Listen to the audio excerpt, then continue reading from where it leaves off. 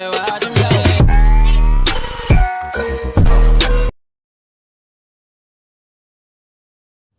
अपनी बेटी टुनटुनी के साथ रहा करती थी। टूनी दूसरों के घरों में काम करके अपना घर चलाती थी।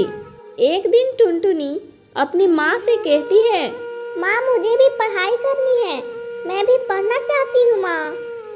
टुनटुनी बेटा, मैं भी तुम्हें पढ़ाना चाहती हूँ, लेकिन तुम्हें तो हमारे घर की हालत पता है ना। टुनटुनी तुम कुछ दिन और रुक जाओ, मैं खूब मेहनत करके तुम्हारा नाम स्कूल में लिखवा दूंगी। टुनटुनी मान जाती है। दिन बीतता जाता है।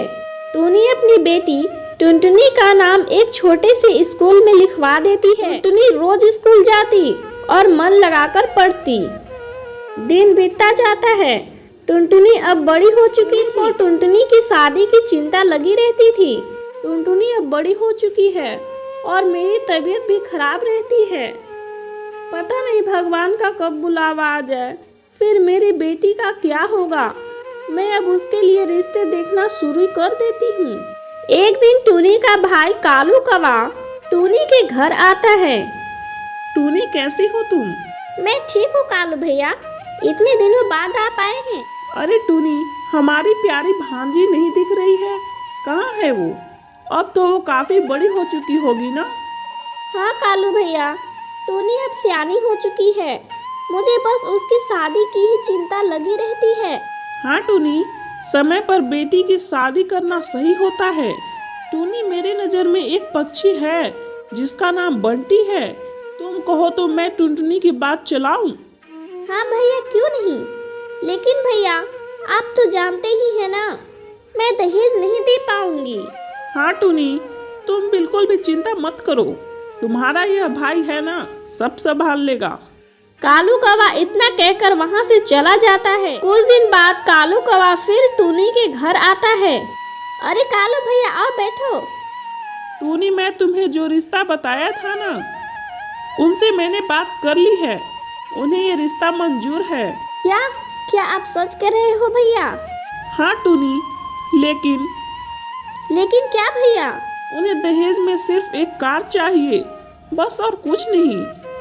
टूनी, उन लोग का परिवार बहुत अच्छा है, टुनटुनी को वहाँ कोई परेशानी नहीं होगी। कोई बात नहीं बंटी भैया, मैं उन्हें कार दूंगी, लेकिन भैया अभी नहीं दे पाऊंगी। उनसे कहिएगा मैं शादी होने के 1 या 2 महीने बाद कार जरूर दे दूंगी। शादी की बात पक्की हो जाती है, लेकिन टुनटुनी को इस शर्त के बारे में कुछ भी पता नहीं होता है। कुछ दिन बाद बंटी और टुनटुनी की शादी हो जाती है। टुनटुनी अपने ससुराल आ जाती है। दिन ऐसे ही बीतता जाता है। कुछ दिन बाद टुनटुनी को पता चलता है कि उसकी माँ की तबीयत बहुत खराब है। टुनटुनी तुरंत ही अपनी माँ के घर जाती है और अपनी माँ की खूब सेवा करती है। कुछ दिनों में टुनटुनी की तबीयत ठीक हो जाती है। टुनटुनी बेटा, अब तुम्हें अपने ससुराल जाना चाहिए, तुम्हारे ससुराल वालों को तुम्हारी जरूरत होगी। लेकिन माँ तुम्हारी तबीयत, तो मेरी चिंता मत करो बेटा, मैं बिल्कुल ठीक हूँ। टुनटुनी, तुम अपने ससुराल में खुश तो हो ना बेटा? तुम्हारे ससुराल वाले तुम्हें कार के लिए परेशान तो नहीं करते हैं? कौन सा कार माँ?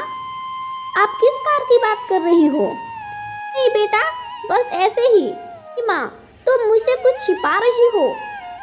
टुनटुनी की जिद के कारण टूनी शर्त के बारे में बता देती है। माँ, ये क्या किया आपने माँ? अगर मुझे पहले ही पता होता इस शर्त के बारे में, तो मैं कभी इस शादी के लिए राजी नहीं होती। टुनी बेटा, तुम चिंता मत करो, मैं खूब मेहनत करूंगी और इस शर्त को पूरा करूंगी। टुनी बेटा, अब जाओ तुम्हारे ससुराल वाले तुम्हारा इंतजार कर रहे होंगे। टुनी अपने ससुराल चली जाती है। टुनी की सास दरवाजे पर ही खड़ी होती है। अरे टुनटुनी बहू, तुम आ गई, मैं तुम्हारा ही इंतजार कर रही थी। तुम्हारी माँ ने तुम्हें कार से ही भेजा है ना? नहीं माँ जी, आप ये क्या कह रही हैं? मेरी माँ की तबीयत बहुत खराब थी। आप मेरी माँ की तबीयत पूछने की बजाय आप कार के बारे में पूछ रही हैं। ज्यादा जबान मत चला, तेरी शादी को 1 महीना हो गया, लेकिन तेरी माँ ने अभी तक कार नहीं दिया। हाँ जी, आने दीजिए बंटी जी को, मैं उनसे ही बात कर लूंगी। शाम में बंटी घर वापस आता है। बंटी जी, माँ जी ने मुझे कार के लिए बहुत सुनाया।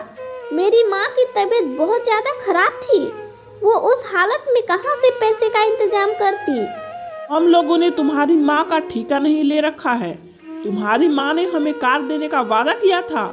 अब वक्त आ गया है कि वो अपने वादे को पूरा करे। टुनटुनी अपने पति और सास दोनों को बहुत समझाती है, लेकिन दोनों जिद पर अड़े हुए थे। दिन ऐसे ही बीतता जाता है।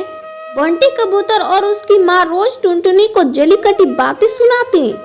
एक दिन ऐसा आ जाता है कि दोनों माँ बेटे टुनटुनी को बहुत मारते और उसे घर से निकाल देते हैं। टुनटुनी रोते रोते अपनी माँ के पास जाती है। क्या हुआ टुनटुनी बेटा, तुम रो क्यों रही हो? किसने तुम्हारी ये हालत की बेटा? टुनटुनी अपनी माँ को सारी बातें बता देती है।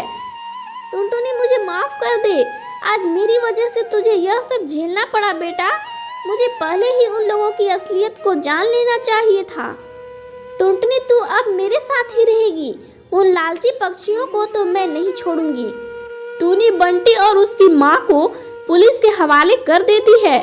फिर टूनी और टुनटुनी खुशी खुशी रहने लगते हैं।